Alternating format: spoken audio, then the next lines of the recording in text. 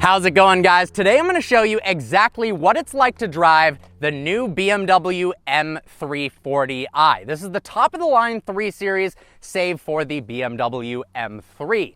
At the entry level, we've got the 330i starting at $41,500. Above that, we've got the hybrid 330e, and then we have this. The M340i, it's powered by a 3-liter turbocharged 6-cylinder that makes 382 horsepower and 369 pound-feet of torque.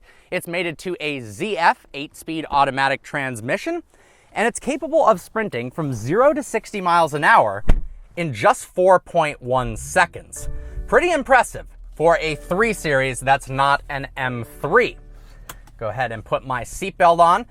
I really like the interior of this car. It's not overly complex or fancy. It's simple, it's driver focused, and everything works really well. We've got BMW's new multimedia system that works very, very well. It's touchscreen, the graphics are nice, it's very responsive, it's easy to use. We've also got gesture controls with your hands for turning down music or turning up music. I like the digital instrument cluster right here with a nice little M340i logo right there. And we have a very nice steering wheel that feels great in your hands. BMW is always good at their steering wheels with some paddles mounted behind it. Now, we've got various driving modes: Sport mode, Comfort mode, Eco Pro. When we put it into Sport mode, you can actually do Standard Sport mode, Sport Plus, or Individual. So if we can configure Individual, you can actually choose steering. You want steering to be Comfort, you want engine to be in Sport, and the transmission to be in Sport Plus. You can do any combination of those 3 things. We're going to put it back into Standard Sport Plus because I enjoy everything in the most intense setting. It's very comfortable in here. The seats are supportive and good over long distances. I love the fact that they've integrated optional ambient lighting into the 3 Series. Now I'm going to go ahead and hop into the rear of the car to show you how much space there is back there. It's actually pretty impressive. Hopping on back into the back. Check this out. Plenty of legroom, tons of headroom, got lighting controls. We've got our own climate control back here, charging, as well as cup holders, nice little armrest, and a pass-through for skis. Go ahead, hop back in the front. Let's take this car for a spin, shall we?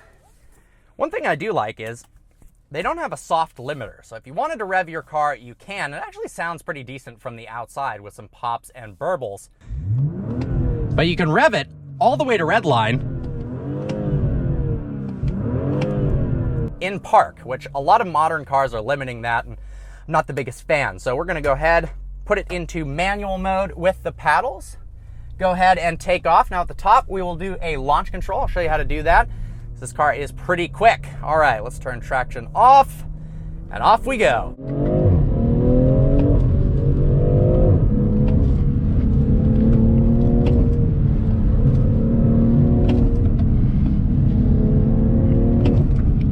I gotta say, this car feels more powerful than 382 horsepower.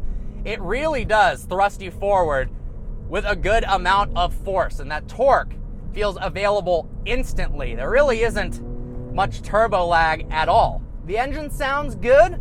The brakes work very, very well to slow this car down, and it doesn't feel particularly heavy whatsoever, even though 3 Series every generation are getting bigger and heavier.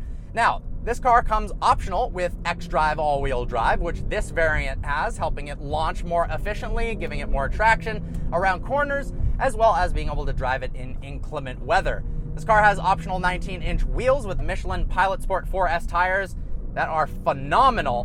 Definitely recommend getting the high-performance tires, the Michelin 4Ss, instead of getting all seasons or some type of run flat that's not as good as the 4S, because it really does add to the experience of the car. Now, we'll go ahead and put it into comfort mode right now. In comfort mode, the car is easy to drive. The steering is much lighter. Feels like it rides a little less harsh. It still does ride harder than I think you'd expect for a non-M car. I actually enjoy that. It makes the driving experience more exciting, but it is a little bit stiff. Nothing crazy whatsoever.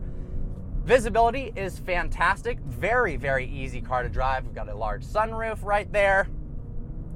Nice heads-up display in front of me. I like how it's not too big. It doesn't block your view at all. It's just giving me the speed limit as well as my current speed. And you can also, when you put it into sport mode, it shows a horizontal tachometer that looks really nice. Wow, that Stelvio was absolutely ripping. All right, let's pick up the pace a little bit more.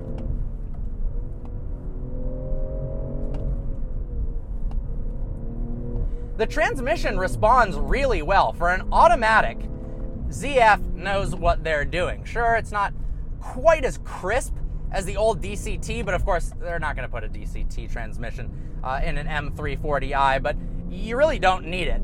Upshifts are quick, downshifts are quick as well. The downshifts just don't have quite as much engine braking feel as a DCT transmission does. Overall, the car feels incredibly stable through the corners. It doesn't lose grip all of a sudden. It's very predictable how it loses grip. I will say the steering is a little bit dead in terms of its feedback. I like how much effort it takes to turn the steering wheel while it's in sport mode, but I do wish there was a little bit more communication. All right, now that we're at the top of the hill, let's go ahead and hit a launch control, shall we? So to do that, put it in sport mode, click the traction control button, slap that over to the side, press the brake with the left foot, press the gas with the right foot, launch control active. BMW says to hold it for a bit to build boost, and boom, off we go. And it actually does thrust you forward really quickly. Wow. This car is real impressive for a non-M3, that is for dang sure. Overall, the 3 Series is kind of a do-everything car. It's practical. You can take it to the ski slopes if you've got the all-wheel drive version. Obviously, it's a good grocery getter, a good commuter car, and it's fun in the canyons all at the same time. And if you turn traction off, it kicks the back out a little bit, which is a whole bunch of fun. But it does so in a predictable, non-scary way. It doesn't just break loose. It doesn't have that level of power. The old BMW M3 and M4 last gen model, if you turn traction all the way off, they would kick out real easily. Obviously, rear-wheel drive car with more power, but this feels really safe to drive quickly, to be honest. If you want to learn how to drive at a more spirited pace, get some track driving experience, I kind of feel like this is a really good car for that, because of course you can drive it every day, and then you can have fun on the weekends at autocross events or little track days, and then maybe it'll inspire you eventually to get an M3, or maybe an older M3 that's at a similar price. All right, for this next bit, I'm not gonna say anything. I'm just gonna let you listen to that 6-cylinder and show you what it's really like behind the wheel of the M340i.